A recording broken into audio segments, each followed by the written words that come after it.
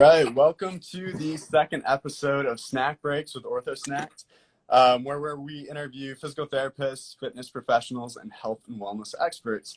My guest today, Matt Casturo. Matt has been someone I really look up to as a role model, someone I admire, and someone who has played a tremendous role in my life over the past year in helping me pass the CSCS exam and then giving me some different recommendations for my clinicals, which has been good. But Matt has had a very busy past year, got married. Congratulations. Graduated from The Ohio State University with his DPT. And he is actually planning on not taking the boards. So he's going to be focusing a lot on his brainchild over the last 4 years, which has been the movement system platform to give a lot of different resources for individuals looking to learn more about strength and conditioning, as well as take and pass the CSCS exam. So welcome, Matt. How are you? Doing well. Thanks for having me. Yeah. It sounds like you've been doing a lot of traveling since graduation too. Yeah. What have been some of the best places you've been so far? I just did a road trip from Columbus to Las Vegas, which is actually about a 4-day trip, depending on how you split it up. Some great cities along the way, St. Louis, stopped in Kansas City, Denver, got to see the mountains a little bit, and, it was a good trip.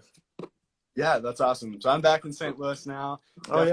Definitely jealous of your ability to travel. I think we had 3 days off between clinicals and class. Yeah.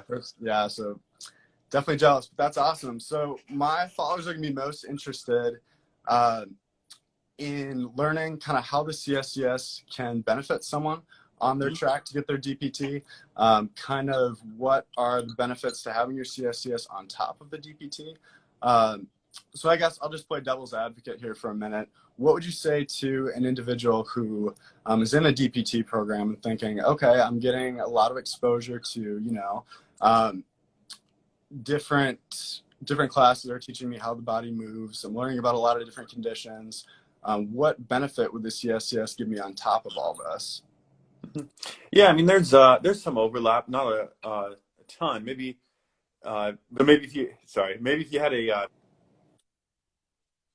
Venn diagram, there's some overlap between DPT education and the CSCS material, but maybe that overlap is 20%, meaning that in PT school you're going to learn about rehab and rehabilitation of injuries. So sure, stages of recovery and stuff like that you might learn in PT school, but out of the 20 some chapters of the CSCS material, there's 16 of them that are not covered in physical therapy school, including, program design for endurance athletes, program design for plyometrics, resistance training principles, muscle physiology, maybe you get a little touch of, but just getting into more advanced muscle physiology and the principles of hypertrophy versus strength versus power training and how neuromuscular adaptations actually work.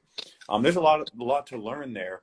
And one of the big principles that I ended up taking away from extensively learning the CSCS material was that, in a rehab setting, a lot of times we're trying to fix issues that are really workload management related with movement retraining solutions, meaning that we're trying to retrain a movement pattern that isn't a problem. Like if we just managed the workload appropriately for this athlete in the first place, they wouldn't have ran into the problem because they're in the clinic because they started to run 18 miles a day or 18 miles a week, when they were chronically running 4, right? Well, that's an acute to chronic workload ratio of like 4.5 or something like that. Like that's obviously going to get them into an injury.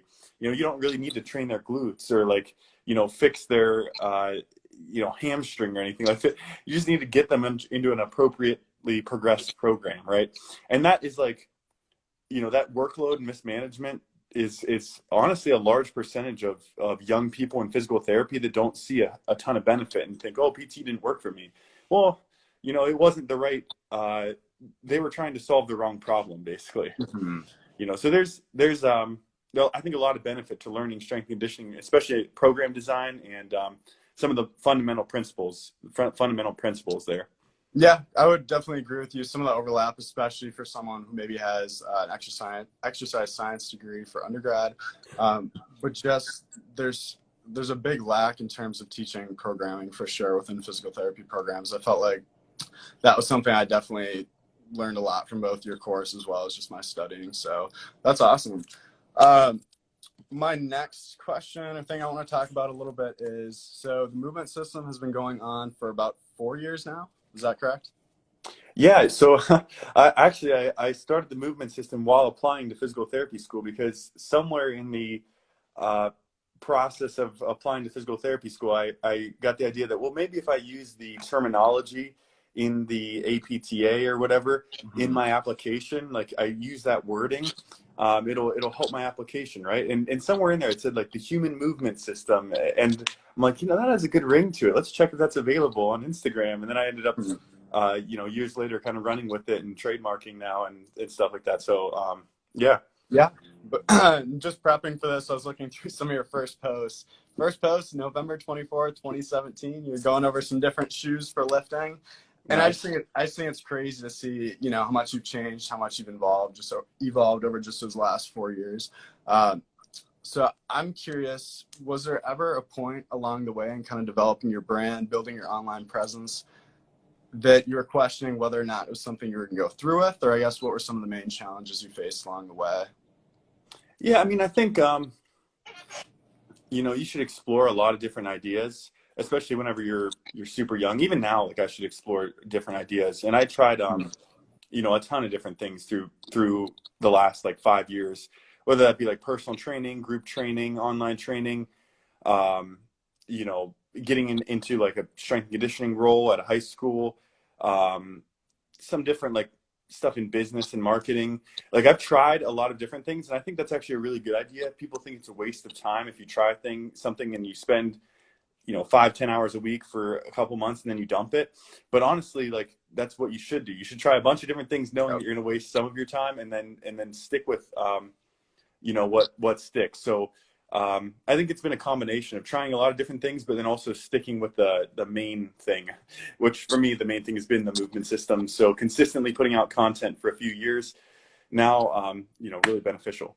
Yeah, no, I definitely agree with that. One of my mentors, I always like to bring up the idea of every time you try a different venture, things like that, it's getting more reps. It's like you're in the gym, and all Yeah. those reps are going to eventually accumulate to something pretty amazing in your case with the movement system. So definitely something to be said for getting a lot of different experiences and being able to use those together in some capacity moving forward. So definitely cool stuff. So the next thing we'll do is break into the 5 questions that I ask all the guests I'm having on Snack Break. The first question being, Matt, what is your key to a successful day? Yeah, so this has changed a ton from PT school to being out of PT school now with a ton more free time. And I think it boils down to just doing something that gives you short-term progress and something that gives you long-term progress. I think one big takeaway was that, like even in clinicals and stuff, I was kind of thinking that I needed or I desired like something that was vastly different than what I was doing, because I'm like, oh, I'm stuck in the clinic, and for me, I don't like feeling stuck in one place for a schedule of hours every week after week.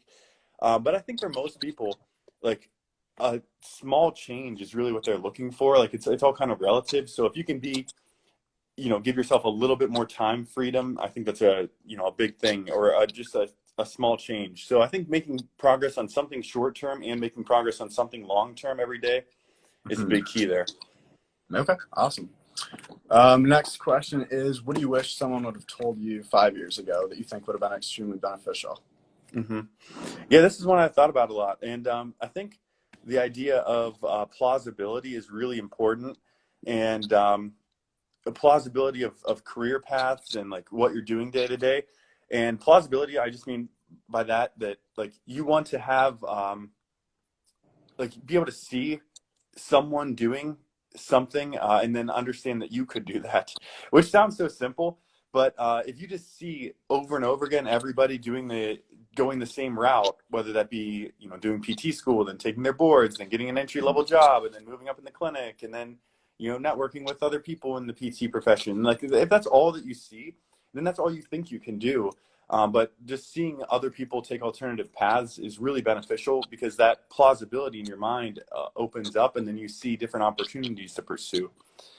So I just think, yeah, just doing different things than what's necessarily like the traditional path. Really important.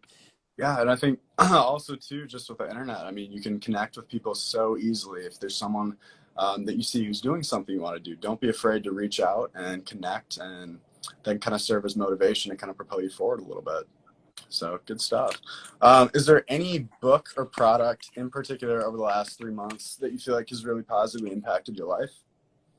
Yeah, so I put the book down, Essentialism, and I think this is a really good one because, it turns out that most of what you do, and this is going to be my quote here for the next question. Yep. I pulled a quote out of the book. You can't underestimate, or you cannot overestimate the unimportance of practically everything. And I think that's a really important quote because, like, day to day, if you like think about what matters and you're looking at your current week right now, you're probably going to think like 80%, 90% of what you're doing is really important. And that's probably not true. Like, to be honest, like probably like 10% or 20% of what you're actually doing is really, meaningful and important. And I think it actually takes like, certain moments to like wake you up, whether that be like some, dramatic life event or like something that goes on in the world to kind of make you realize that sometimes. But really, like, you have to understand that maybe like 10 or 20% of what you do is really important, and 80% of the stuff that you're doing, you can just kind of let it flow by without worrying about it too much. I think if you get caught up too much in that 80% of the stuff, you can get bogged down. So yeah. Yeah, okay. So would you say then that 20% kind of varies person to person on what they think is important, or do you think there's some overlap between people in terms of what that 20% should be? Yeah, I mean, like, different stuff's important to different people, so it's kind of hard to say. Like, you'd have to really take a good look at your day and like think about like what is impacting, like what are like the few moments throughout the week that you actually really, really loved? What are the few moments throughout the week where you felt fulfilled? What are the few moments throughout the entire week where you felt like, you were doing what you're meant to do? And maybe for some people that does make up 40-50% of their week, but I think for most people that boils down to a smaller portion of what they're doing, and they can kind of let some of the other fluff flow through and focus on what's important. Yeah, that's awesome advice. Because I think in general, we just have the tendency to get so wrapped up in overanalyzing, micromanaging just the day to day. So I think that's great to hear and allow us to kind of take a step back and reconsider what might be more important to focus some of our attention on. Last question I have for you, signature question of the podcast. Matt Casturo, what is your favorite snack? Yeah, so I went with fruit on this one, and that's a pretty big category. But I love all fruits, strawberries, blueberries, pineapple, watermelon. I eat a smoothie pretty much every day, so fruit's gonna be my go-to there. And then maybe like Ben and Jerry's ice cream would be another good one. Awesome. Half-baked. If we're talking about physical snacks. What'd you say? You were talking about like physical snacks, right? Yes. Okay, yep. Just making sure. Thank you. I really appreciate you coming on, talking to me today. You're doing a lot of great stuff that I really admire. Do you have anything to say to any of my followers while you're still on here? No, man, like, thanks for having me on. It's always good to see like one day at a time, just putting a little bit of value into the world and, seeing what comes back to you. Like, it adds up over time. Yeah. And if anyone is interested, you can get more information about taking and passing exam by following Matt at the Movement System on Instagram. He's got awesome videos on YouTube too as well. So appreciate you taking the time to talk with me, and have a great rest of your day. Yeah, you too. Take care. Yep. Bye.